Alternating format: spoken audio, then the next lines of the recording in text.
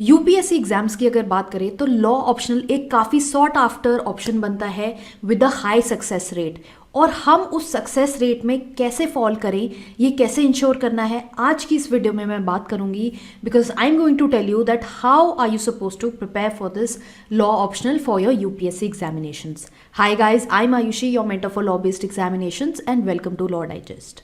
सो सबसे पहले जो चीज़ समझने की है वो ये है कि हमारा लॉ ऑप्शनल के लिए सिलेबस क्या बनता है।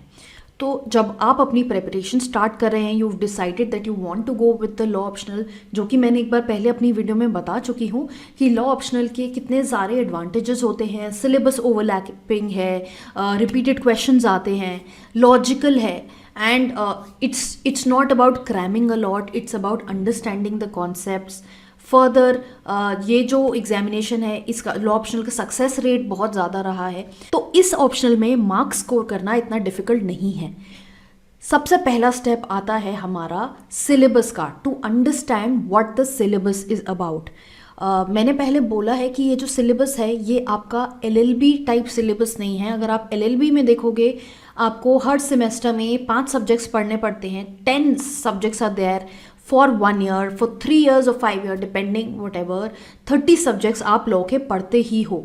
But considering the optional that is there in UPSC, उसमें जो आपके सब्जेक्ट्स हैं वो लिमिटेड हैं, उसका 1/3 आपका सिलेबस है।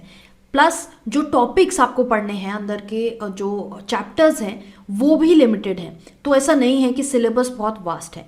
सबसे पहले सिलेबस को समझेंगे, उसके बाद नेक्स्ट स्टेप होगा to understand what the examination wants to ask.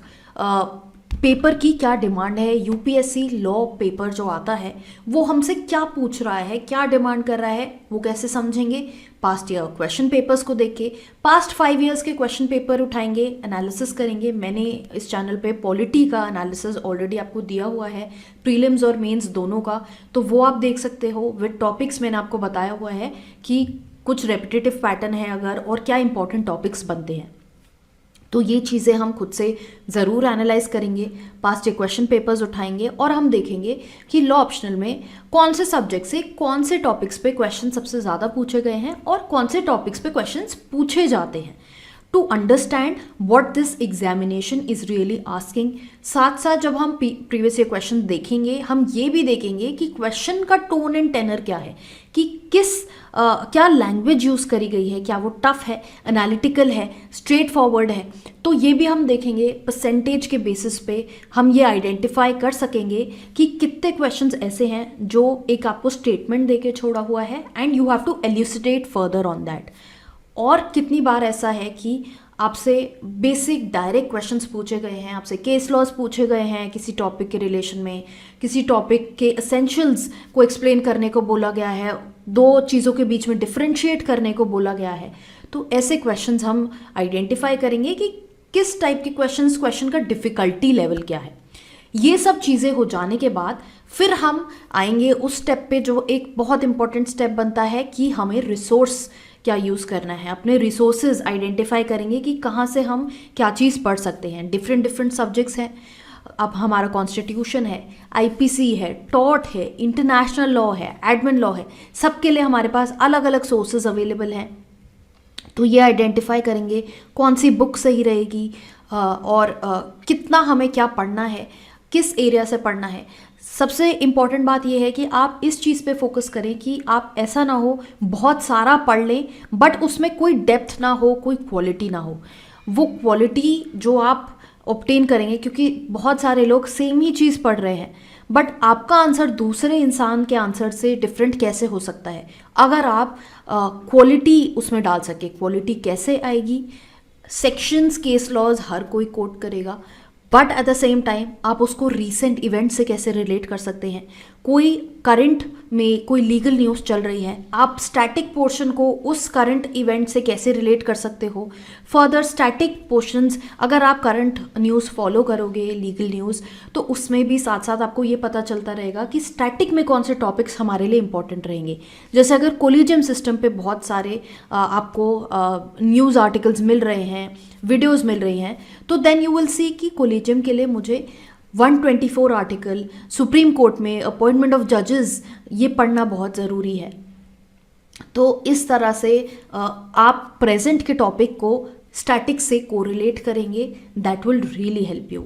इस चैनल पे हम ऑलरेडी जो भी इम्पॉर्टेंट लीगल इवेंट होता है, लीगल न्यूज़ होती है, वो हम ज़रूर कवर करते हैं, यहाँ पर भी, इंस्टाग्राम पे भी। तो make sure you are following us at both the places.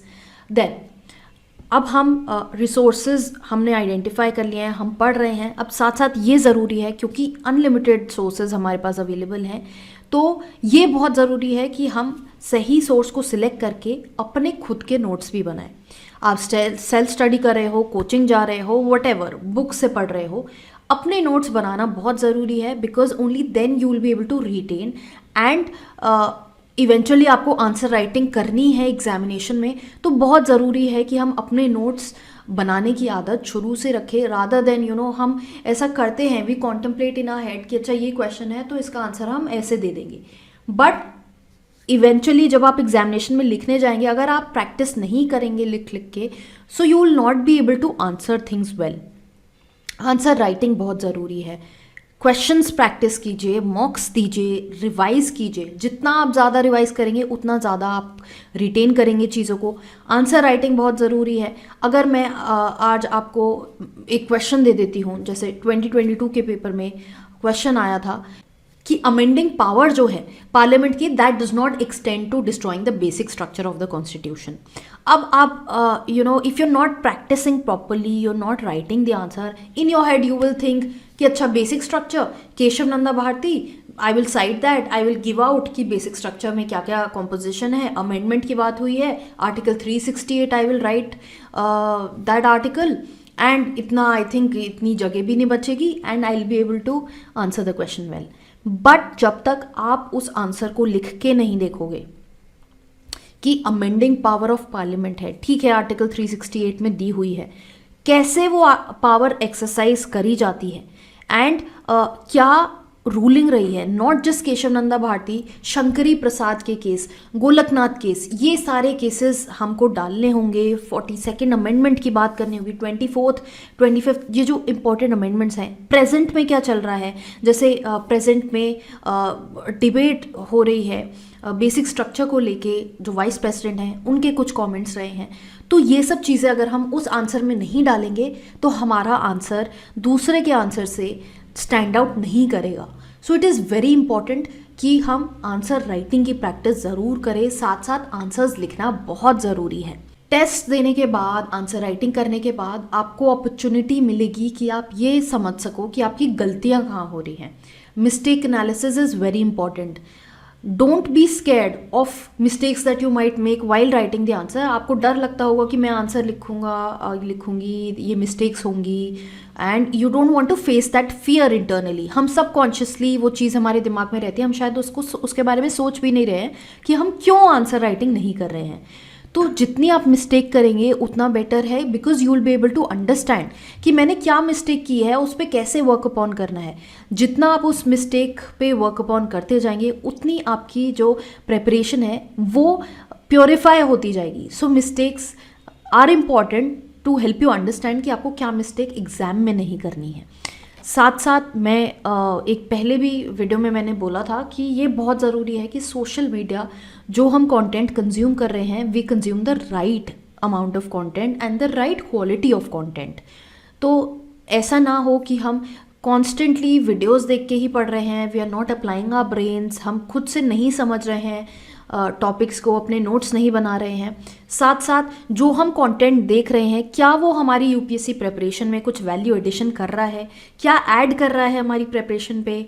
अगर नहीं कर रहा है तो हमें किस टाइप का कंटेंट देखना है, क्या चीज़ हमें देखनी है, ये चीज़ें भी बहुत ज़रूरी है। Because this preparation is a journey all together. एक दिन में हम सब चीज़ें नहीं याद कर सकते हैं, एक पूरी टाइमलाइन है जो चलती रहती है, एंड धीरे धीरे अगर हम उसकी तरफ वर्क करती रहेंगे, we will eventually be able to recall things during the examination. So consuming the right content from the right place is also very important. I would say that be very committed to your preparation. बहुत लंबी journey है, बीच बीच में बहुत distractions आएंगी, not just social media, life में, personal life में इतनी distractions होती हैं। तो हमें कॉन्स्टेंटली ये ज़रूरी है that we keep reminding ourselves कि हमें इवेंचुअल में क्या गोल अचीव करना है, what is our target. Be very committed to your preparation. एक दिन को छूट रहा है, कुछ मिस हो रहा है, तो try to cover up for it in the coming days. और अपना एंटरटेनमेंट वाला जो टाइम है उसको कम करके मैं थोड़ा पढ़ लेता हूँ, because I wasn't able to cover this thing due to this particular reason. तो ऐसी अप्रोच रखना, ऐसी मेंटल अप्रोच रखना भी बहुत ज़रूरी है for this examination. So these were the basic steps that I want you to follow in your preparation। अगर आप लॉ ऑप्शनल चूज कर रहे हैं, but you are from LLB background और non law graduate, irrespective same चीज़ ही आपको दोनों को अप्लाई होगी। तो ये जो बेसिक चीज़ें हैं ये ध्यान में रखिए। कुछ और अगर आपके दिमाग में डाउट क्वेरी आता है उसको कमेंट बॉक्स में डालिए। I am available on YouTube, I am available on Instagram, various social media platforms, links इस वीडियो के डिस्क्रिप्शन में गिवन है। एंड ऑल्सो मेक श्योर कि आपकी प्रेपरेशन के लिए जो भी आपको कंटेंट चाहिए, जो रेलिवेंट कंटेंट है वो हम प्रोवाइड करते हैं।